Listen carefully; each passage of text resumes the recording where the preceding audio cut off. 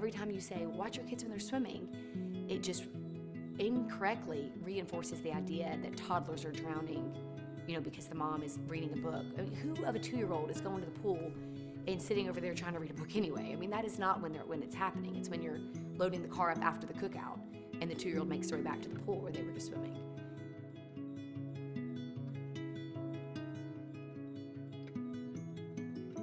We know that in the U.S. every week around 12 kids drown across the age spectrum from birth through age 18. 9 years of parenting, 3 kids.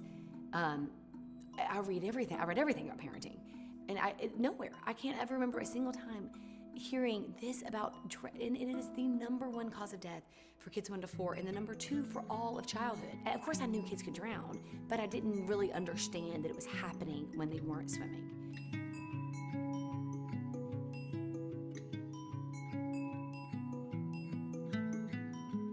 We do need to be talking about it. Drowning has just been neglected. There's no, unified research agenda or, unified plan for how we're going to address really what is an epidemic.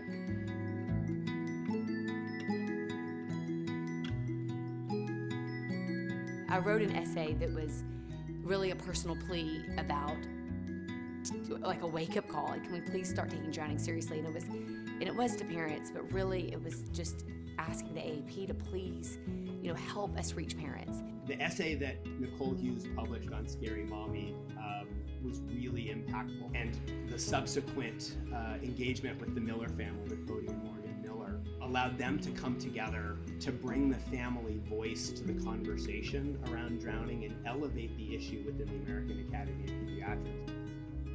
Harnessing her voice, sharing her experience has been absolutely transformative and allowed us in the drowning prevention community to do things in the last 2 years that would have been impossible otherwise.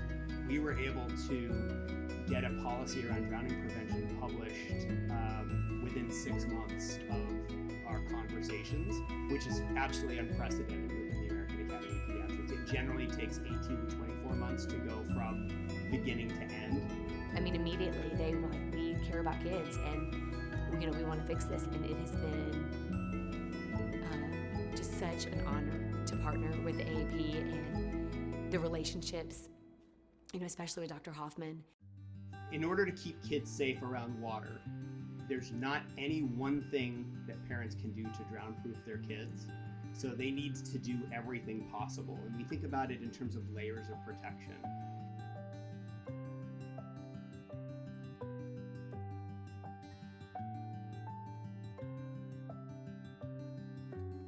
Ideally, you have all of these layers in place, and every one of them, if a toddler slips away for a second, which is how all the drownings happen, then there's all of these different layers that they have to get through first. Certainly a pool fence that completely surrounds the pool. Most legislation for fencing is a 3-sided fence with the house being the 4th side, which basically protects your neighbor's kids but not your own. We know that using a Coast Guard approved life jacket in or around water for kids who cannot swim can be absolutely essential, especially in open water.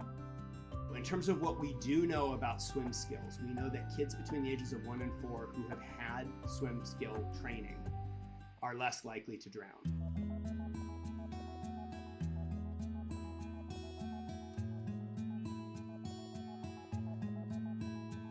If a baby can roll over, sit, crawl, and walk, they can also learn this. It's the sequence of swim, float, swim. When a child gets tired, then they can just roll over on their back. Assess the situation, not panic, and then continue swimming. Teach your child that you never enter the pool unless you are holding hands with an adult. Can't watch all of them when we're swimming. They haven't all been in swim lessons. Well, then maybe it's a sprinkler day. And honestly, this starts with how our culture views water. I mean, we do view it as a playground. If kids are in water, that there's an adult who is close, capable, and competent of constantly observing them.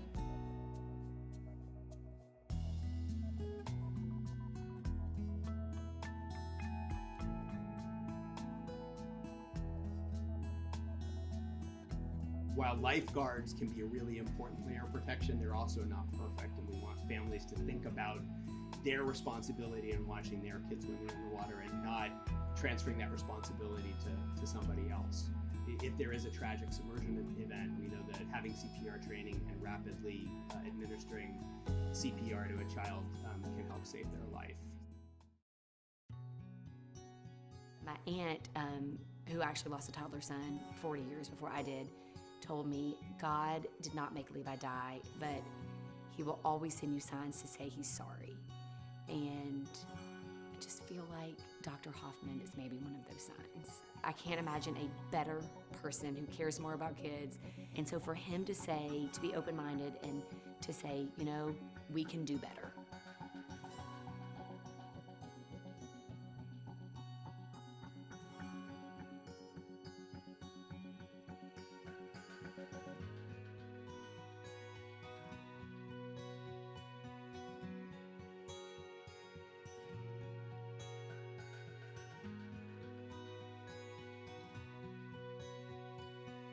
It is so abundantly clear that this was the right path. I'm Nicole Hughes, and I'm a scary mommy.